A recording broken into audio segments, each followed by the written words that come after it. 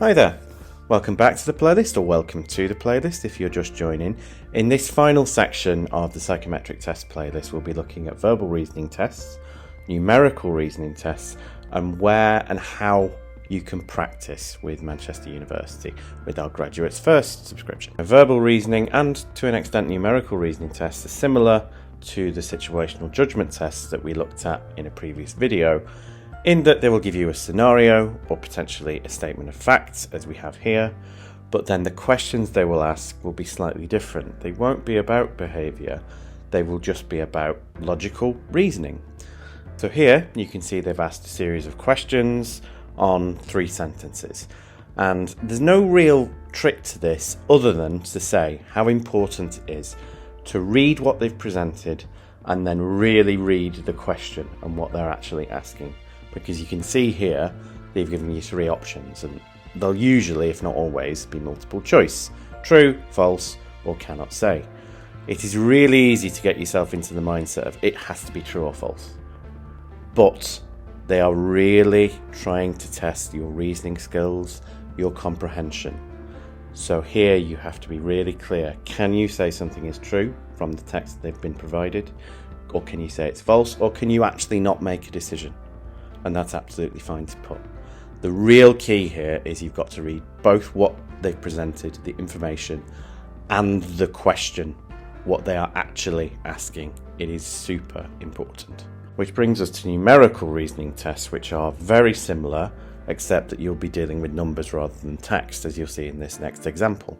Now here again, they've presented you with some information. In this case, rather than text and rather than a scenario, it's some data, and they've asked you a simple question: in which year was the most profit generated? Now, in this case, what you need to do is subtract the profit from the turnover for each year to find out which was the most profitable. Kind of simple, okay? The thing with this sort of test, and with the previous one, the verbal reasoning, is it's just going to come down to practice. You're going to have to get familiar with this sort of question and practice so that whatever comes up, however unfamiliar it is, you'll be able to answer it reasonably well. You'll know the steps that you need to go through to answer this type of question. It brings us on to how you can do that. And I'll present to you what's called Graduates First. Graduates First is a platform that you have access to as a student or recent graduate of Manchester Uni, and it is a platform that allows you to take various different tests: the numerical reasoning, the verbal reasoning, the situational judgment, the games that we've already talked about, practice them and get that feedback then and there. This is the key to getting better at psychometric tests. It's just about practice, repetition, and being as familiar as possible with these types of assessments. And Graduates First is the way to do that. You'll see the link on the screen, you'll see the QR code on the screen. Make sure that when you're accessing this, it has the UOM logo, which will mean that you can log in with your student credentials, dead simple, and then just start practicing. Which brings us on to, I guess, the wrap up of this series, really. A few common questions that we get quite often. So first, how a test scores is negative marking used. Very rarely will you see negative marking used, which is where they take points away. It's more about giving points for correct answers, but what they are looking for is both speed and accuracy. Getting a lot of it wrong, but doing it in a quick and finishing it quickly isn't really going to help you. You need both. So what we would suggest is work through it methodically. If you're struggling with a question, maybe come back to it later and move on to the next question, similar to any kind of exam. You might feel, like this student at the bottom here, that you're rubbish at it, that you're just not good at it. Should you give up? Absolutely not. It's something you are going to get better at. It's something that takes practice. So if you do feel like you're really not good at it, use Graduates First. Get that practice in. It will make you much more confident, and a lot of this comes with familiarity, knowing the types of tests that you could come up against, knowing how to deal with them. It is just a question of getting as much practice in as possible. Should you declare a disability, and what will happen if you do? It is completely a personal choice. You do not have to if you don't want to.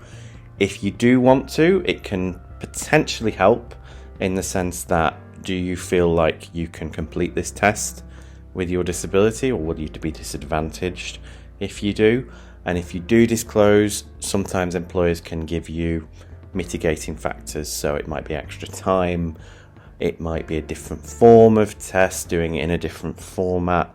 So while I do say it's completely up to you, personal choice, it can be helpful sometimes if there are things that an employer can do to help to maybe make it less of a disadvantage, or maybe even eliminate it altogether. And finally, if I'm an international student and my language isn't English, my first language isn't English, can I take it in my own language? Possibly. It could be worth asking. It will depend on the employer, and some employers will want you to be fluent in English for obvious reasons, so it might be that they insist you take the test in English. But like I say, potentially worth asking. Which brings us to the end. Thank you very much for watching. We really hope this has been helpful. If you do want some more support, some more sort of guided support, I would suggest using the pathways which you'll find on the screen through the QR code here. We have a specific pathway for psychometric tests, which goes through all of the support that we offer, including graduates first, but other things as well. And we have other pathways on there. You can see the postgraduate study, the applications, the CV ready pathways, all of which you can use to help you practice these things and get better at them. Otherwise, we really hope this has been helpful. Thank you very much for watching. See you in another video.